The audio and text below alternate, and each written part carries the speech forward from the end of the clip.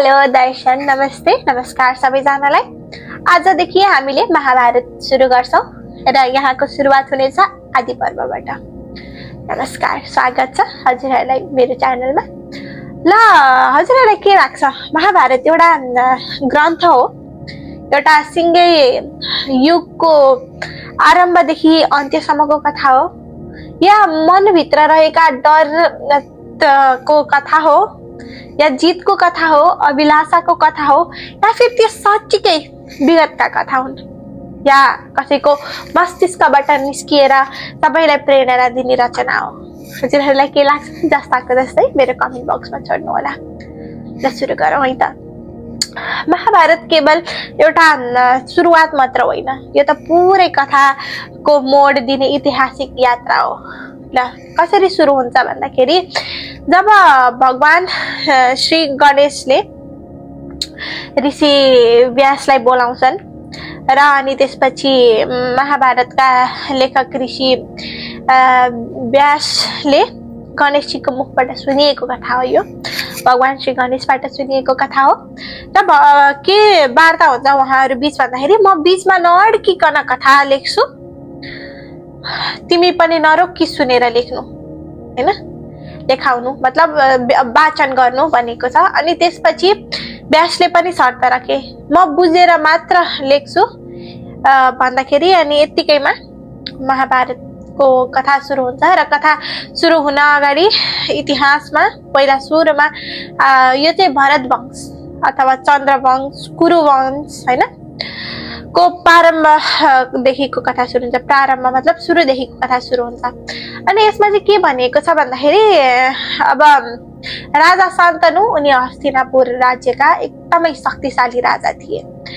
अनि शान्तनु एक दिन घुम्न जाने क्रममा हैन, बिहार गर्न जाने क्रममा उनीले एक सुन्दर युवती देख्छिन् र त्यो सुन्दर युवतीहरू कोही नभइकन गंगा मैया हुनुहुन्छ। अनि त्यसपछि उनी गंगा मैयालाई देखेपछि उहाँको सौन्दर्यमा मोहित हुनुहुन्छ।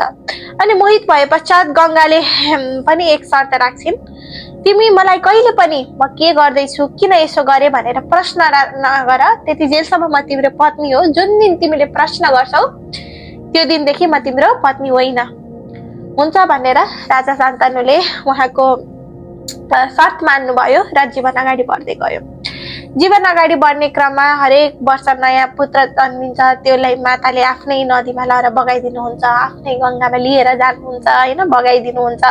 यसै गर्दाखेरि उहाँले 7 वटा आफ्नो शिशुलाई बगाइदिनु भयो र अन्तिममा देवव्रत नामक 8औं पुत्र जन्म भयो। उहाँलाई पछि भीष्म भनेर पनि चिनियो र उहाँलाई बगाएर लिएर जाँदाखेरि राजा शान्तनुले गंगा मैयालाई रोक्नु भयो र किन यसो गरेको भनेर सोध्नु भयो। हो त्यति छोडिसकेपछि राजालाई सबै यी पुत्रहरू अगाडिको जन्ममा ऋषि कुमारहरू थिए र उसलाई श्राप मिलेको कारण यो जन्ममा उनीहरूले मानव योनिमा जन्म लिनु त थियो, त्यसपछि उसलाई मर्नु नै थियो। तर यो 8औं पुत्र उसको मानव जीवन यति लामो हुनेछ कि उसले आफ्नै अगाडि आफ्नो वंशजको विनाश हेर्नेछ भनेको थियो भन्नुहुन्छ। अनि यति भनेपछि गंगा मैया त्यहाँबाट अन्तर्धान हुनुहुन्छ शान्तनुले आफूसँगै लिएर गएर।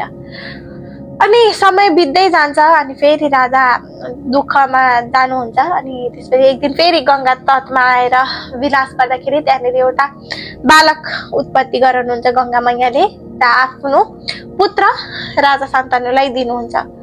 अनि राजा शान्तनुलाई दिएपछि अनि त्यसपछि अब समय बित्दै जान्छ हैन।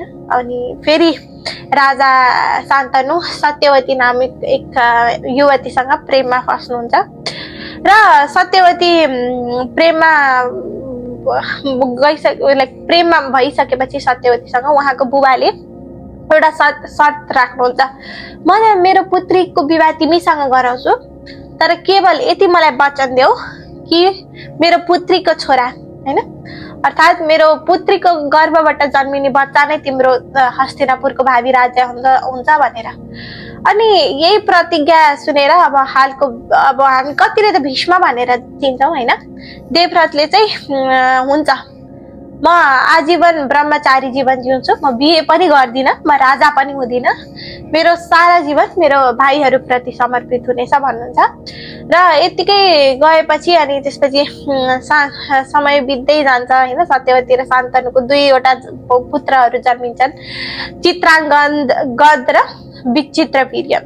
अनि चित्राङ्गदको बालक उमेरमै मृत्यु हुन्छ र विचित्रवीर्य राजा बन्छन्।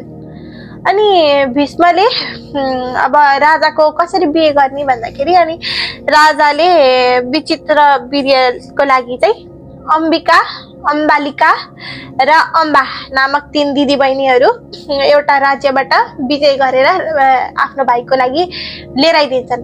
अनि लिएर आएपछि अनि त्यसपछि अनि केही समयपछि विचित्रवीर्यको मृत्यु हुन्छ हैन। अनि विचित्रवीर्यको मृत्यु भएपछि अब वंशज त रोकिने भयो। अनि वंशज रोकिएपछि अनि त्यसपछि अब के गर्ने त हैन, ला अब कसो गर्न सकिन्छ त भन्ने कुरा आउँछ। किनभने भीष्मले त आजीवन ब्रह्मचारी रूप लिइसक्नु भएको थियो, उहाँबाट त अब सन्तान हुने कुरै भएन, वंश त रोकियो।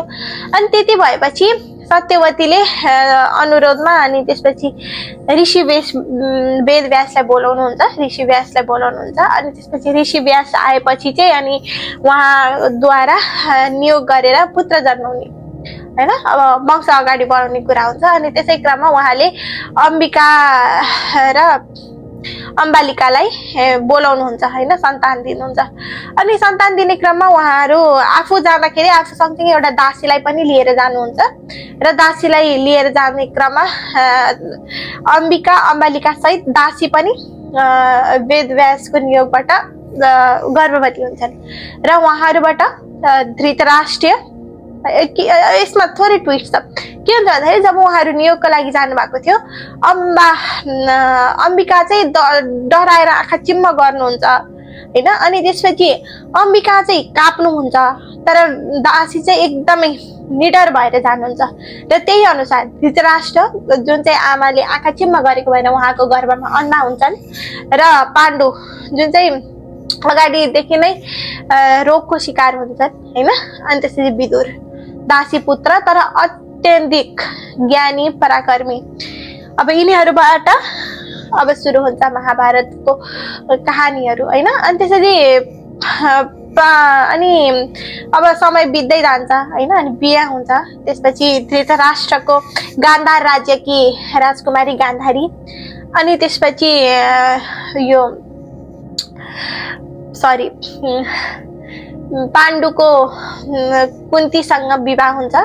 अनि त्यसपछि विवाह हुने क्रममा अब जीवन अगाडि बित्दै जान्छ, समय बित्दै जान्छ र एक दिन राजा पाण्डुलाई राजा बनाइन्छ। अनि पाण्डु राजा चाहिँ बिहार जाने क्रममा एकजना सवास गरिरहेको मृगका जोरीहरूलाई उहाँले छुट्याउनुहुन्छ र त्यसो गर्दाखेरि उसलाई श्राप मिल्छ कि अब तिमी पनि आफ्नो पत्नीसँग सहवास गरिरहेको बेला तिम्रो मृत्यु हुन्छ भनेर।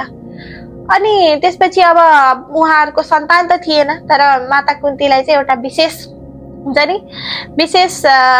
वरदान थियो कि जसले पनि तिमीले जुन देवताको स्मरण गर्छौ त्यो देवतालाई आह्वान गर्छौ र सन्तान पाउन सक्ने थियो। अनि त्यसपछि उहाँले आह्वान गरेर सन्तान प्राप्ति गर्नुभयो। उहाँले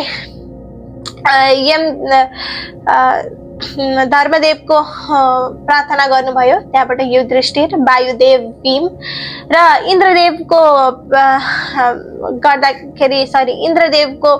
आह्वान गर्दाखेरि इन्द्रपुत्र अर्जुन र माद्रीको गर्भमा पनि माद्रीलाई मन्त्र दिएर माद्रीको गर्भमा अश्विनी कुमार अर्थात् जुम्ल्या, सहदेव र नकुल गरेर यिनी 5 पाण्डवहरू जन्म हुन्छन्। अनि त्यसपछि धृतराष्ट्र र गान्धारीकोबाट पनि 100 वटा पुत्र र एउटा छोरी जन्मिन्छन्। अब 100 वटा पुत्र र एउटा छोरी कसरी जन्मिन्, के यो बायोलोजिकली फिजिकली पोसिबल थियो होला त? यसको कहानी हामी अर्को पाठमा गरौँला। यति भन्दै राधे राधे, जय श्री राम, जय श्री राधे। हजुरहरूको दिन रात अब कति बेला सुन्नुहुन्छ सबै शुभ रहोस्, मुस्काइरहनु होला, सधैँभरि स्वस्थ रहनु होला, मस्त रहनु होला, अनि सधैँ पोजिटिभ रहनु होला। हस्त नमस्ते।